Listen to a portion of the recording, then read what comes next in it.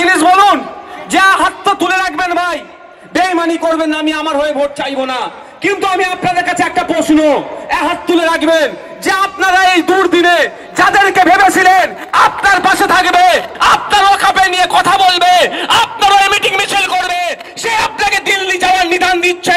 2026 সালে অন্তত অনুরোধ করছি, এই হাতটা যেন না জোড়া ফুল আর পদ্ম ফুলের দিকে যায়। হবে তো ভাই? হবে তো ভাই? আমাকে ভোট দেবেন না দেবেন আপনাদের ব্যাপার, খাম চিহ্নে ভোট দেবেন না দেবেন আপনাদের ব্যাপার, হাতটা নামান। কিন্তু অনুরোধ আপনার কাছে, পদ্ম ফুলে তো দেওয়ার কোনো প্রশ্নই আসছে না, থাকে কি জোড়া ফুল, ওটাতে যাবে না তো ভাই? জবাব দেবেন তো ভাই?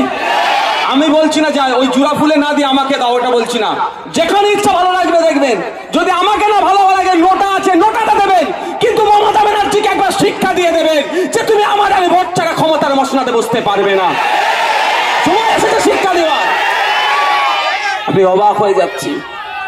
আচ্ছা বন্ধু আসল কে ভাই? আসল বন্ধুটা কে? যে বিপদে বাসা থাকবে। বিপদ এখন আপনার মাদ্রাসার উপরে ঘুরেছে, আপনার মসজিদের উপরে, আপনার কবরস্থানে, আপনার গীতগাতে কেড়ে নেওয়ার একটা অপচেষ্টা চলছে। এখন তো প্রকৃত বন্ধু যে আমার পাশে থাকবে, কাঁধে হাত দিয়ে বলবে চিন্তা করো না আমি আছি, তুমি লড়াই করে যাও, তোমাকে আমি প্রোটেক্ট করবো, সেটা করেছে। তার পরিবর্তে কি বলছে? কি বলছে ও তার পরিবর্তে? যে দিল্লির বিষয়, দিল্লি গিয়ে আন্দোলন করো।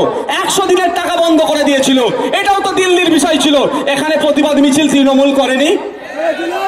হ্যাঁ, ইডি সিবিআই এসে একটা পুলিশ কর্তাকে অ্যারেস্ট করতে চেয়েছিল, এখানে ধর্নায় বসেনি।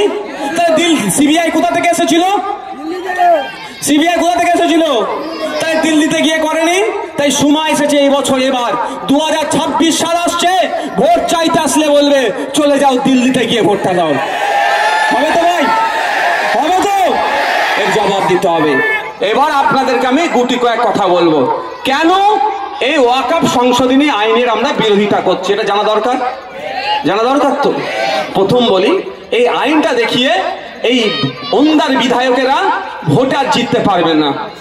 ও মা, হিন্দু মানুষরা ওকে বুঝে নিয়েছে, এই ভকাশ ও বুঝে নিয়েছে, বিজেপি ভকাশ। বিজেপি আর তৃণমূল আলাদা নয়। কেন বিজেপিকে ভোট দিয়েছিল? বিজেপি একটা বড় দল, তৃণমূলের অত্যাচারের হাত থেকে বাঁচবো বলে, তাই তো নাকি? হিন্দুরা এই জন্যই ভোট দিয়েছিল। এখন কি হিন্দুদের লাভ করতে পারছে? বরঞ্চ হিন্দুরা ক্ষতিগ্রস্ত হচ্ছে, এই বিজেপি তৃণমূল হাত মিলিয়ে তৃণমূলকে বাঁচিয়ে দিচ্ছে। তো ভয় পাচ্ছে এবার হারবে, ওই জন্য হিন্দু মুসলমান খেলা খেলতে চাইছে।